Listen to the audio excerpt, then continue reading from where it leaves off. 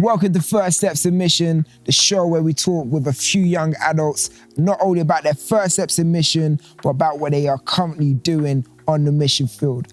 And today we have Ryan Griggs, a man originally from the US, been in the UK for 14 years, has traveled the world over 20 countries, one half of the band Social Beans, a creative, a mentor, a friend of mine, a Christian. Ryan Griggs, welcome to the show. Hey, what's up? How you doing? Very good. Thanks for having me. I have a few questions for you, Ryan, so I'm gonna go straight from the jump. That's what I'm here for. Why would you leave the United States of America to come to the UK? What brought you over here?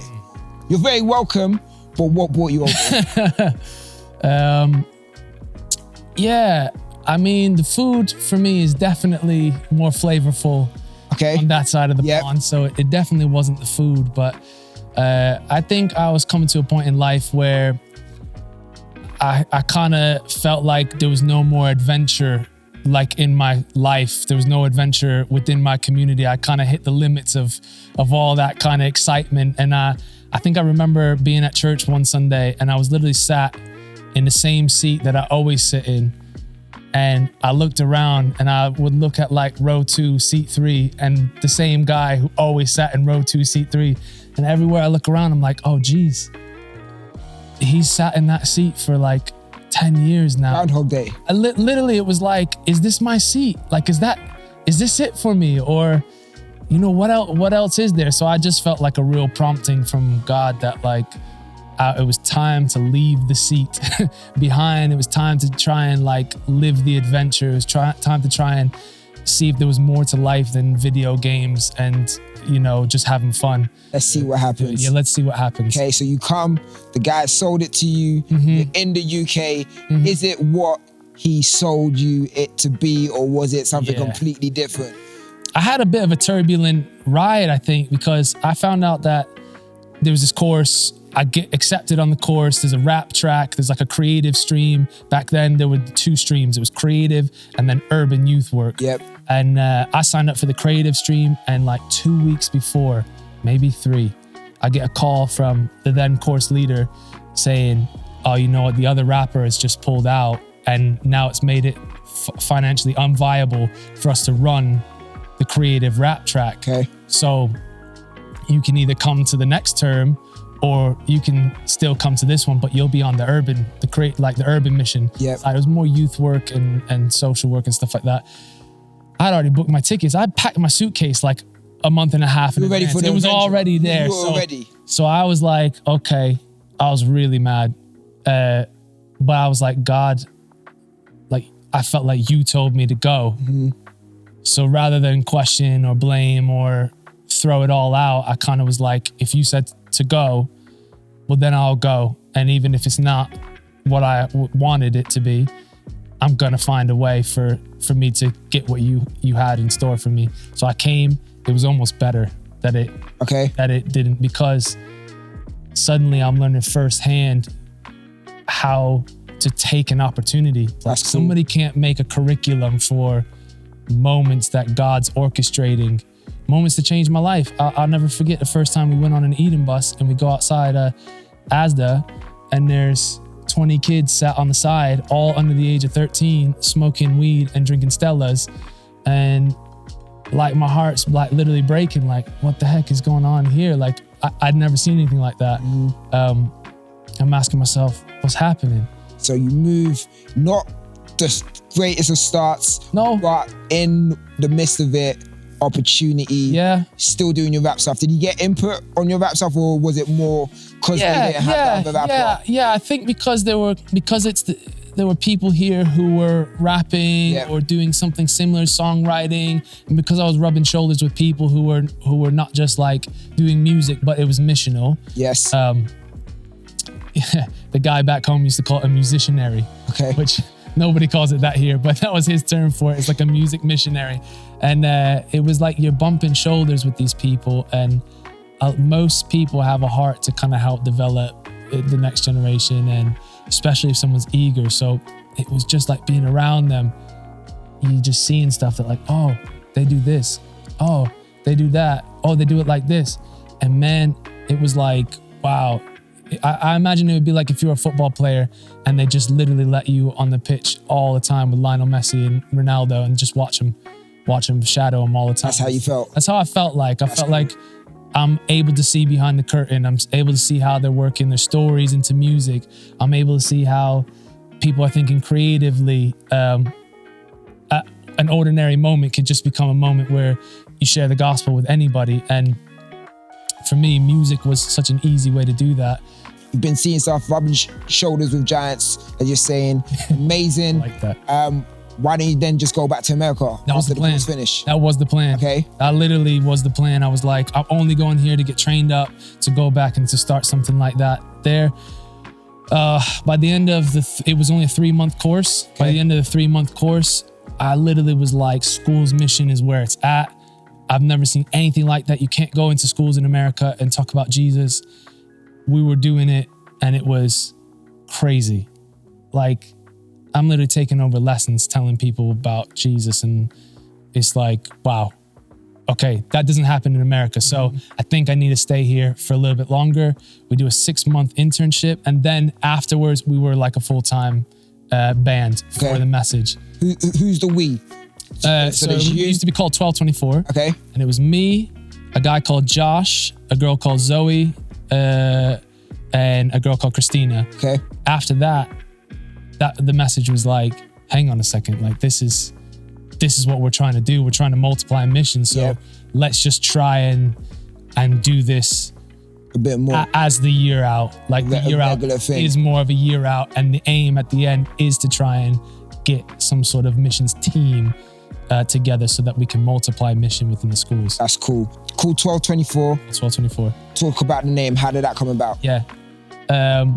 It was a Bible verse that the tribe, Worldwide Message Tribe, the guys who one of the very first bands here, founders of this kind of thing, one of the guys read that at the end.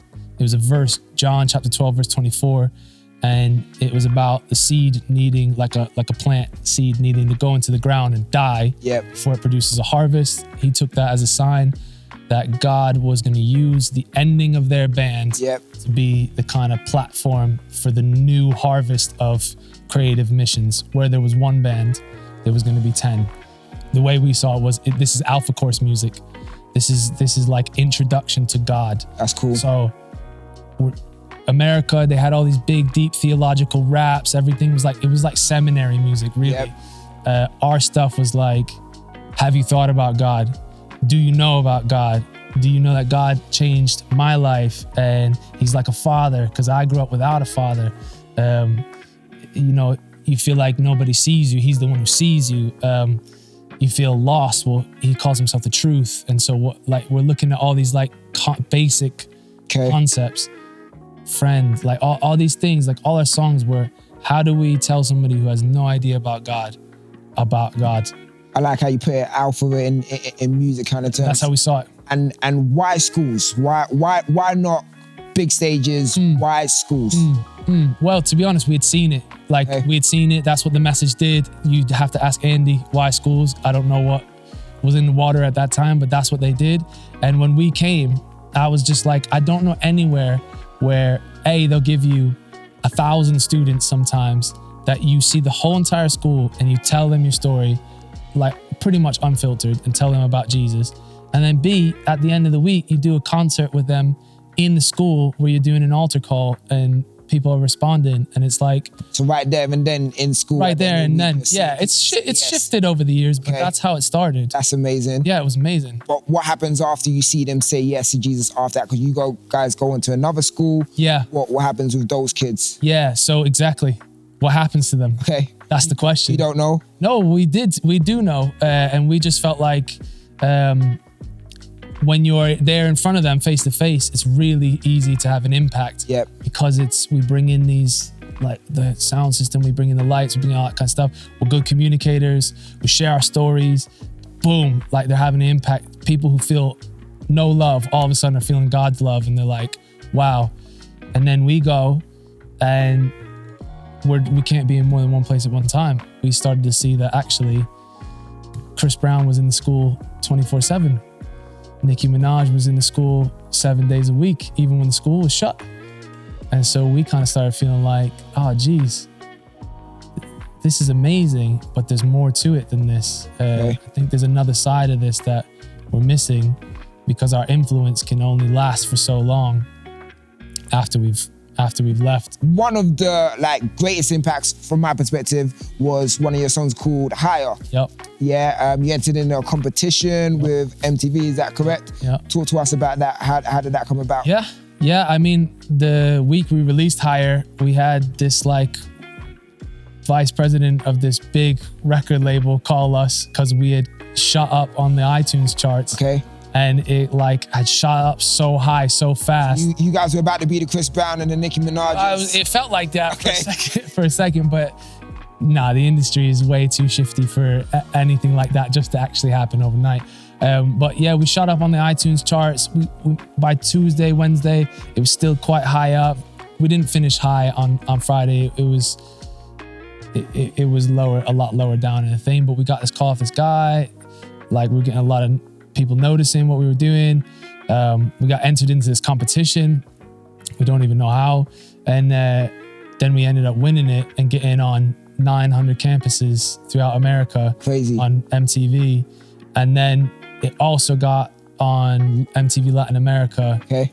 And then somehow it got linked into Pure Gym. It got linked into Pure Gym. Yeah. I remember getting a call from my sister saying, why are you in Pure Gym? Now my sister lives in London. Yep. I'm in Manchester, and I was like, I'm not in Pure Gym. She's like, no, I'm on the treadmill and I'm watching you on the screen. You're in this music video. And that was Higher. Yep. That's crazy. Still plays today. In Pure Gym. And to this day, I've still never seen it. You have no idea how many times I've walked into Pure Gym with my phone on ready to take a video. Nothing. Know what? It's all right. Right now, we got a little clip of Higher, the music video. Ryan, you might not be able to see it on Pure Gym, but you're going to see it here again. Let's take a look at the music video for Higher. Let me tell you about a love that I know so real that I can't conceal. I ain't have no poppy. Now God got me. That's why it is what it does, what it do. This is for you, yeah, I mean you. Lay it all down and watch what he do. Everything broken, all made new. That's why I died on the cross, that I know you take me higher. Higher, amazing.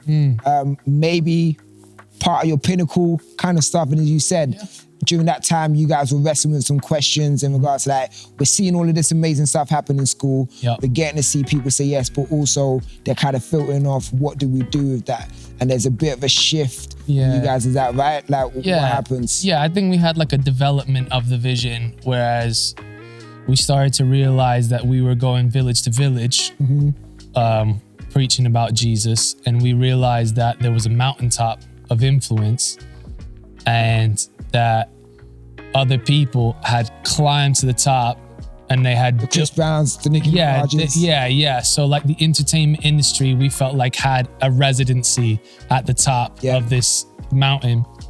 They all had a message that they were preaching about as well, and they had disciples. It's I could almost tell who was a Chris Brown disciple by the way that they dressed, by the way that they talked, by the values that they held.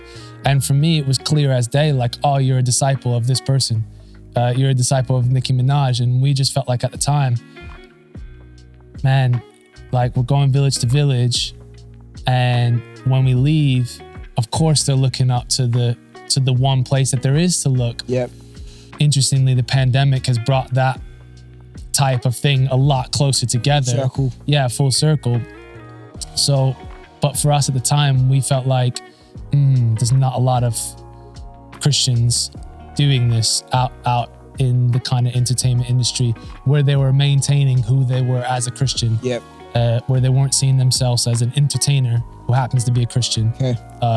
It kind of felt okay, how do you navigate that? We need to try and do something like that.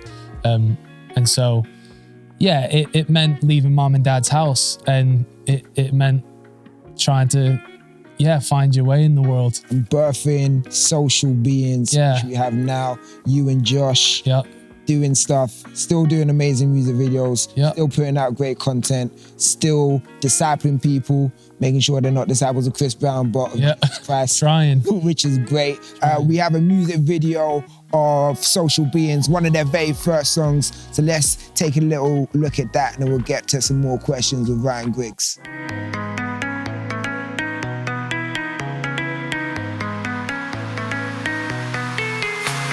These lonely days I've been on right now. All this pain got me so tied down. Still it's you that's been on my mind. I want you to know I only did what I did 'cause I'm broken. I was only trying my best, but I let you down. I didn't mean what I said when I left you. Oh, cried out. trying to figure it out. Who I'm supposed to be, tell me now. Is there a chance that we can work it out? I'm down on my knees, oh, cried out.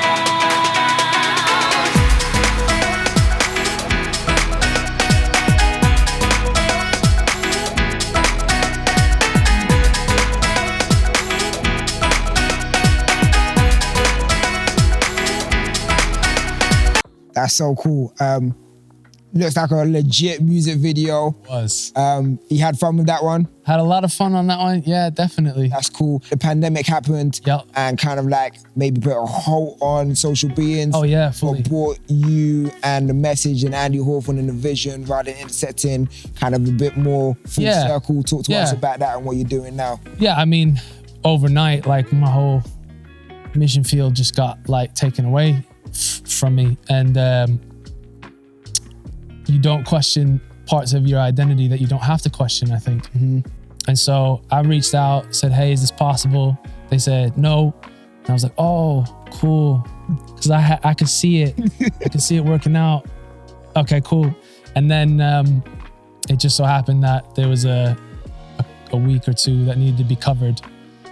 So Take the opportunity again. opportunity. And here you are still. Yeah. And you know what? It's amazing because, as I said, as you said, even you are creative. It's cool. You're taking opportunities, and you have produced a music video for one of the bands here at The Message, one of the new bands. So you kind of gone real full circle. Yeah. Being a band member. Yeah. Being out there in schools. Yeah.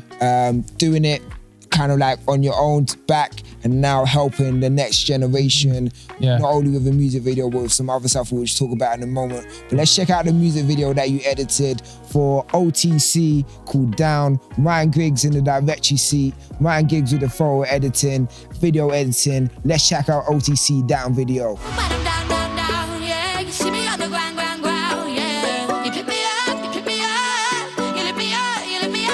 You see me down, down, down, yeah. You see me on the ground, ground, ground, yeah. You pick me up, you pick me up. You lift me up, you lift me up.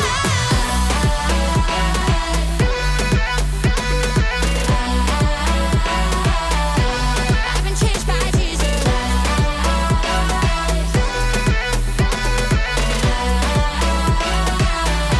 I've been changed by Jesus. Yo, mad creative skills, Ryan Griggs. Is there anything you can't do? Yeah, probably. Okay, but you'll learn how to do it if you need to. Maybe, yeah. You think somebody up like, how much is it to do that? Oh, Yeah. I think I'll learn. I'll figure that one out. Cool. So you're helping the next generation. You're Right. creating and editing some of the YouTube stuff that we're putting out in the message. But you're also got your own YouTube channel, right? Talk to us about that. What's it called? It's a show. It's a message show. Okay. So it's the Messages channel. I happen to be the host of it. But yeah, I think I was approached by kind of one of the staff here saying we want to have a show that's about evangelism. We want it to be creative. We want it to be for young people.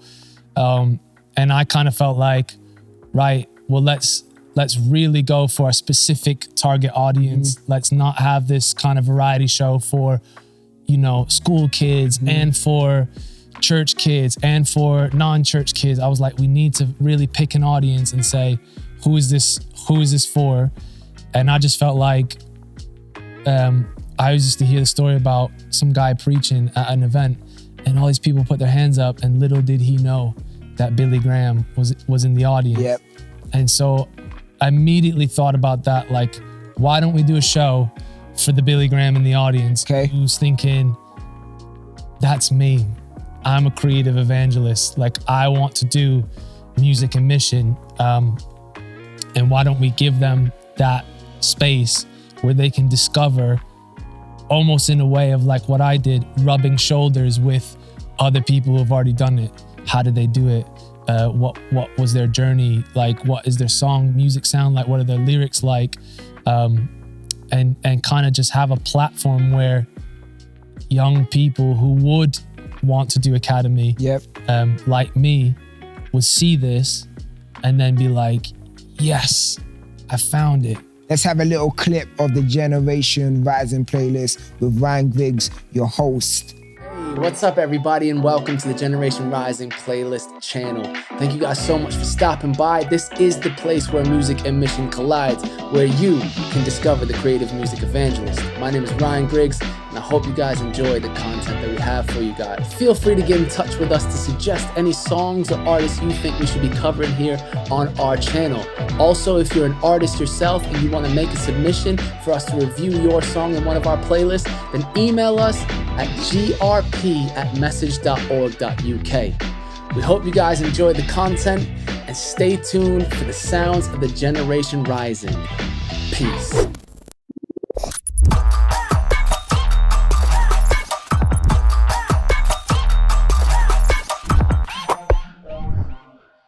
So that's the playlist. How many episodes have you got of that so far? We got 6. 6, and we got more coming? We're gonna jump into some more interview stuff. Okay. So we're gonna try and do some more deep dive with actual creative evangelists. Cool. I just have so many questions about different aspects of evangelism. To me, while doing the show, it became really apparent that a creative music evangelist is a very rare breed. There are people who make music that talk about God, that talk about faith, but there's not a lot of music that I could find where it was like Alpha Course music. It was talking to a non-Christian about Jesus and about faith in a way that gave them that prompt of like, yo, this is a big question, or this is a big deal that you need to think about. What would you say to somebody who's watching today and they may be like you, sitting in the same chair, maybe wanting an adventure, or maybe there's a creative evangelist out there? How would you say to help them get their first steps in mission, getting on? What would you say? Yeah, I mean, sometimes you have to like figure out what it is that you're passionate about. You know, when I was growing up, the only kind of avenues I saw were like, you either become like a pastor or like a speaker. And it's like, really? That's the width and breadth of our expression to the world? And I get introduced to musicians and dancers and all these people who are doing different things. And I'm like, wow, they're using dance to communicate their faith or as a springboard to talk about who they are. These people are using their businesses to communicate. Like, I remember going to a car dealership and they close on Sundays. And the guy gave up his entire business because the franchise told him, we're mandating it that everybody stays open on Sundays. He's one of the best selling franchises, selling units in the franchise. He's like, you're not gonna shut down your best one for not staying open on a Sunday. They say, you're not gonna give up your business for just one day. And he says, God, it's up to you. Closes his business down. By the weekend, the end of the weekend, boom, God opens up an opportunity with a new franchise. And he did that because he's a Christian. It's a car dealership. That was a huge profession of faith. That's a huge evangelistic moment. And when you go to their shops, it doesn't say close on Sunday. It says, sorry, we're at home with our families today. So always communicating these messages, which is like, yeah, God values the family. We value the family. We take care of the family. I think you need to figure out what it is you're passionate about. You need to figure out what sets your heart on fire. Then you need to figure out a way to use that as a billboard to the rest of the world. So figure out what it is that you're passionate about and find the way to make that a platform to the rest of the world so that you're proclaiming somehow what Jesus has done for you and who he is to you. And you might have to be the first, you know? Don't be scared of it. Yeah, I can tell you about a car dealership guy now, but somebody had to be the first to shut down his business and make that bold step for the Lord. Somebody had to be the first YouTuber who was doing YouTube videos and was a Christian and proclaiming the faith. Somebody had to be the first musician. Somebody had to be the first dancer. Somebody's got to be the first culinary arts person. Somebody's got to be the first fear of God, fashionista. And if you've got a passion for it, I mean, I could tell you who it's going to be then. It's going to be you. That's deep. Yeah. I think that's so deep. I'm so grateful to have Ryan Griggs come and chat with us. Hopefully you've taken something from what he said. Please do check him out. How can people stay connected with you? Yeah, you can check me out on Instagram. That's probably like the main place that I am, at RiseSoSocial. Or you can check out some of the episodes at the Generation Rising playlist on YouTube.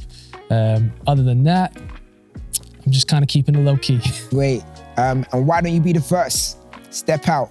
Be the first in your mission field and take your first step in mission. Thank you for watching. Stay tuned for the next episode.